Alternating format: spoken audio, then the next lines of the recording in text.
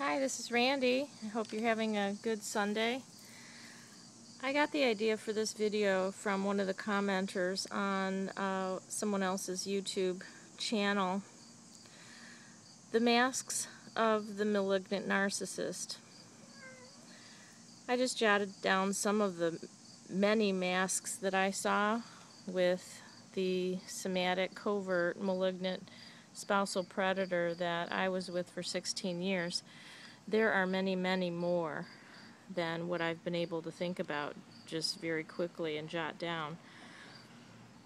The thing is that these masks are interpreted, I think, by the survivor of the abuse as moods, just moods. This person is kind of moody. This is how my husband or boyfriend is. They have different moods. And some people do have many different moods in terms of how it affects their presentation and their personality. So I'm just going to start reading from my list here and see if any of you all recognize some of these masks. The wise know-it-all.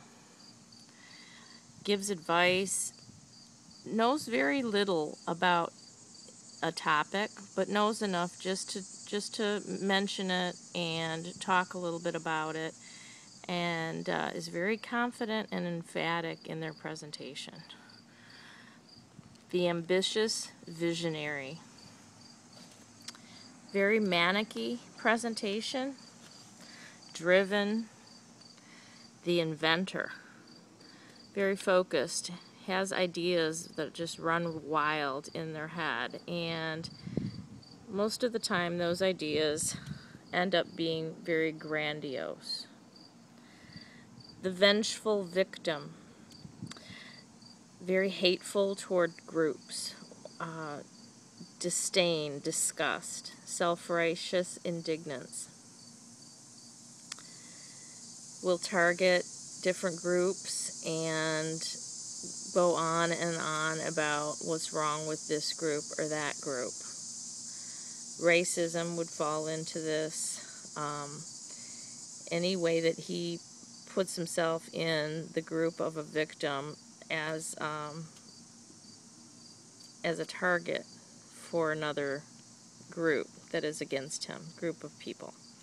Could be a man who thinks all women are against him too, as was the case with my narcissist. The expert. Oh, he could be an expert cook. He's the best carpenter. He does the best job at everything that he does. He's the best at every sport. He's the best at determining the value of objects. He's just the best at everything that he does. And he will let you know so. The hypochondriac. Phantom aches and pains. Wants attention. Wants to be waited on. Very needy. Has a lot of sensitivities in his body. Oversensitive to this or that. This kind of comforter. This kind of sheet. This kind of bed. This kind of sofa. This kind of material. This type of food. All these body sensitivities. And elimination problems or abnormalities can go with this. The Punisher. They will punish you, and they will plan how they will punish you. Sometimes they will allow you to choose your punishment. They will give you a choice between one thing or another. You can get spanked, you could get hit, you can pay them money, you could buy them something. They will get you to make promises ahead of time for what you will do sometime in the future. They will make deals with you based on the fact that you lost a bet. They will constantly want to try to make bets with you so that they can win, and then they can get you to pay them. It's just a form of swindling. They believe that you've caused an injury to them or you failed to follow directives. So they will punish you. It's also another name for tyrant, the punisher. And the crime that you committed is always very disproportionate to the punishment that they're going to dole out to you. Next would be the sex machine. The sex machine. It's an endless sex machine of various different positions, and it's like the ever-ready bunny. It never stops, and it ends up being quite annoying after a while. Then the annoying critic. You can never do anything right. They interrupt you when you're focused on a project. You can't drive right. You don't know how to get somewhere the correct way. You don't know how to cook right. You don't know how to clean correctly. You watch the wrong kind of shows on TV, and you like the wrong foods. Your clothes are dumb. You don't know how to pick out gifts for people. Whatever it may be. The attentive boyfriend. Now that one is one that we all love. He's agreeable, easygoing. He's got lots of I love yous for you, full of compliments. Mine used to say to me, "Whatever you want, sweetheart. Whatever you want," and smile. They want to sit next to you. They can't wait until you get home from work. They will tell you that you're the best thing that ever happened to them. And they really appear to mean it. They appear very sincere. And they're just loads of fun, love, and giggles when they're that attentive boyfriend. The authority. This is the very logical, matter-of-fact person who is like your father. He is a father figure. Everything that he says is correct. He will have no disagreements, and it is very matter-of-fact. He is full of logic, and anything that doesn't include logic has no place with the authority figure. The blamer. Everything comes back to you. Everything is your fault. Anything that you complain about is your fault. Anything that he complains about is your fault. And anyone else in your vicinity that complains about something, it is your fault, and he will explain exactly why it is your fault. He will be 100% serious and believe everything he says with conviction. In the end, he'll even punish you for ever loving him. Basically say, that was your fault. You knew. You knew what you were getting into. So then I listed 3 more faces. Sometimes these don't come out too often until you're actually into the discard stage of the relationship. I've identified 3 of them. The first one is the hurt puppy dog, or the sidestepper, or the intimacy avoider.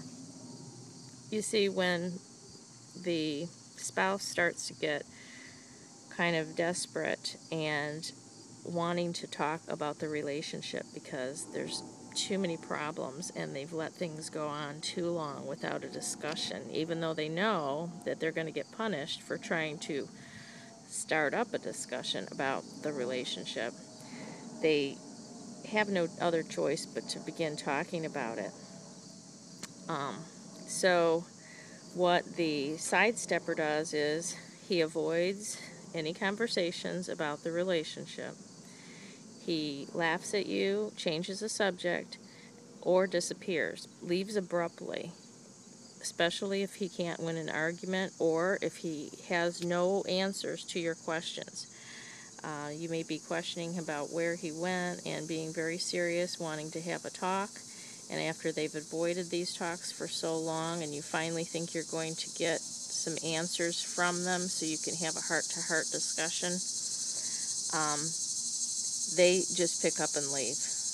They cannot get into a one-on-one, serious, intimate conversation about your relationship where you're expressing your feelings and they're providing some kind of response that's reasonable.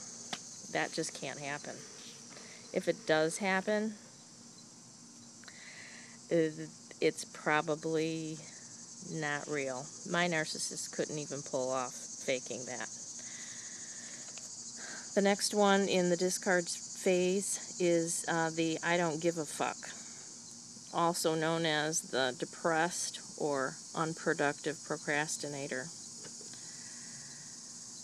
They will feel depressed and self-destructive and destructive toward you, everyone on TV, everyone else in their life, and themselves. They'll drink more. They will say some kind of flippant, kind of self-disparaging remarks or things that nobody cares about them, no one ever did, or maybe some kind of thoughts of why live, what's the use,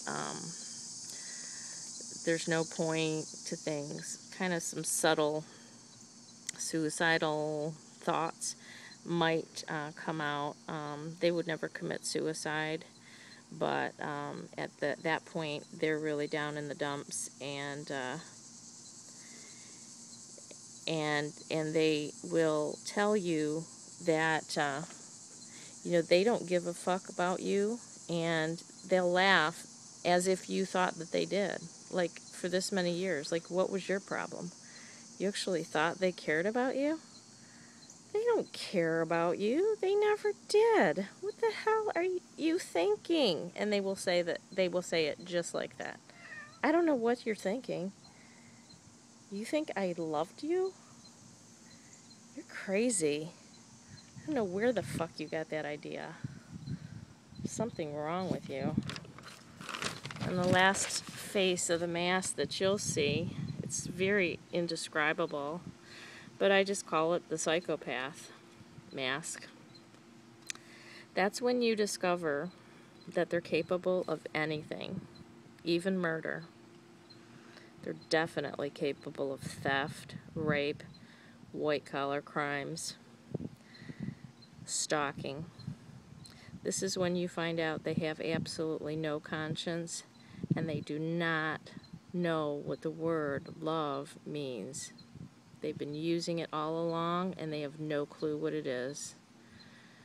And also, the psychopath has a lot of smirks on their face at the most inappropriate times. And it's extremely frightening.